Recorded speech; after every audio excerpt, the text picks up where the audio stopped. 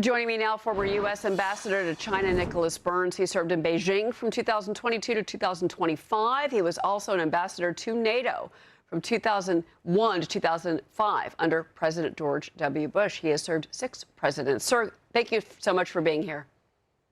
Pleasure. Thank you. I want to start with the easiest question here. The biggest one is, who exactly are we negotiating with?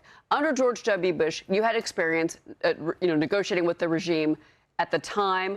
What did that experience teach you about what we're dealing with today? The United States is dealing with a revolutionary, violent government in Iran. And they've been that way for 47 years, since the late 1970s. And we've had a tortured relationship with them. They've killed a lot of Americans, unfortunately, in Lebanon, as well as in Iraq and Syria. And so we have a history with them. And what we have learned is you cannot always trust what the Iranians are saying. You have to evaluate them on their actions. So I think that President Trump has some really critical decisions to make. Here we are a month into the war, and our military has performed superbly. We dominate the air and the waterways. We've destroyed their Navy and their Air Force, and yet the Iranian regime, unfortunately, has survived this, and they control the Strait of Hormuz. So the president's going to need to decide: is there a diplomatic off-ramp here? Can we actually negotiate a settlement where they no longer control, as the toll keeper, the Strait of Hormuz, or is further force necessary? I think he's at that critical juncture right now. Another missile was launched. Iran launched a missile that targeted Turkey. It did not land. It was intercepted. But of course, Turkey is part of NATO. The president has been very vocal in his criticisms of NATO, in particular that they did not step up to the plate in the beginning of this conflict. And then he flat out said in the Oval, look, some minesweeping, ships at least to stop with the laying of the mines, which we think is kind of abated. But where do you think that NATO stands now? And can we depend on them to secure the Strait of Hormuz if that's where we're going, simply because it hurts their economies more than it hurts ours? And the Secretary of State has mentioned that multiple times. Well, when we were attacked on 9/11, I was ambassador to NATO that day. The European allies and Canada stepped up big time to support us. We invoked Article 5 of the NATO treaty. Everybody in NATO went to war. The Canadian and Danish troops, for instance, performed very, very well and suffered a lot of casualties, unfortunately, in Afghanistan. Most of the allies then went into Iraq with us, not all. And so NATO's a defensive alliance.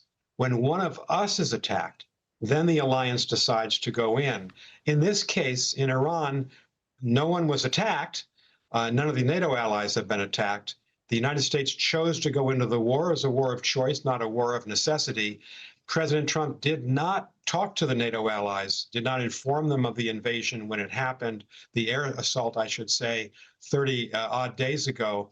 And so it's difficult for the NATO allies. They all have their own democracies, their parliaments, their public opinion, where the opinion is against the war. It's difficult for them to come into the war when they weren't consulted on the war and they don't agree with the war. That doesn't mean that NATO's not valuable, because they're there when the United States is attacked, and they've been there for us in the past. I think they will be there for us in the future.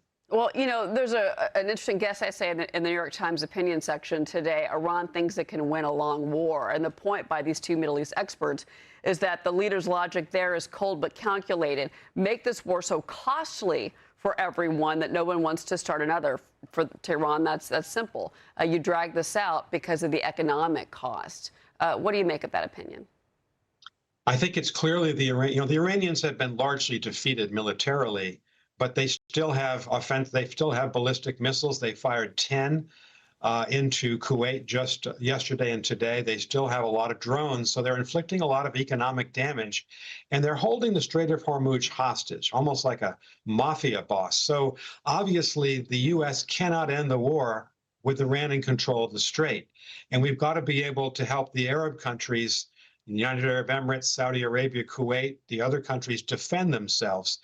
And that's why we have to, I think, do 2 things at once: continue the military action, but also look for a diplomatic solution to see if enough damage has been done on the Iranians and the leaders who remain in Iran to convince them that some kind of ceasefire where they do not control the Strait of Hormuz is the better option for them right now. And that's why I think it's important, as the White House spokesperson said today, that diplomacy is occurring right now, that we're not meeting face to face, as I understand it, but messages are being passed. So that's a negotiation.